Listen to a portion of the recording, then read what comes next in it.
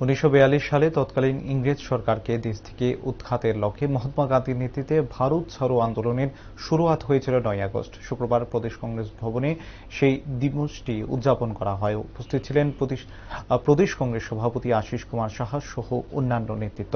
সংবাদ মাধ্যমের মুখোমুখি হয়ে প্রদেশ কংগ্রেস সভাপতি বলেন, দেশকে স্বাধীন করার লক্ষ্যে যেভাবে মহাত্মা গান্ধীর ডাকে গোটা দেশ জুড়ে সাধারণ মানুষ ভারত ছাড়ো আন্দোলনে যুক্ত হয়েছিলেন তার প্রাসঙ্গিকতা এখনো রয়েছে। বর্তমানে দেশে গণতন্ত্র সংবিধানের রক্ষার স্বার্থে এবং বিভেদকামী শক্তিকে রুখে দেওয়ার জন্য জাতীয় কংগ্রেসের ডাকে ভারত জোড়ো আন্দোলনে দলমত নির্বিশেষে ঐক্যবদ্ধভাবে অংশগ্রহণ করতে হবে।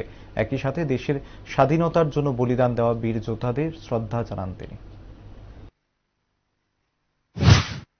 কালীন সময়ে ভারতবর্ষকে পরাধীনতার গ্লানিমুক্ত করার জন্য দেশের সমস্ত অংশের মানুষ, যুবক, মহিলা, শ্রমিক, কৃষক, মেহনতি সকলে মিলে এই গণ আন্দোলনে যেমন মহাত্মাজির ডাকে তারা সেখানে সমবেত হয়েছিলেন এবং এই গণ আন্দোলন সারা দেশব্যাপী শুরু হয়েছিল। আজকে দেশের বুকে গণতন্ত্র, সংবিধান, দেশের ঐতিহ্য, সংস্কৃতি, ঐক্য এবং সংহতি বিপন্ন।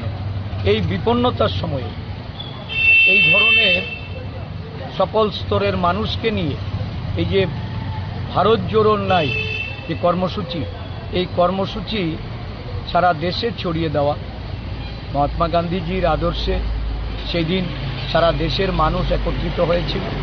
আজকে জাতীয় কংগ্রেস নেতৃত্ব দেশবাসীকে ঐক্যবদ্ধ করে এই ভারতবর্ষের মানুষের গণতান্ত্রিক মুক্তির জন্য, সংবিধান বাঁচানোর জন্য এবং বিভেদকামী শক্তিকে রুখে দেওয়ার জন্য এই আজকে অঙ্গীকারবদ্ধ হবে।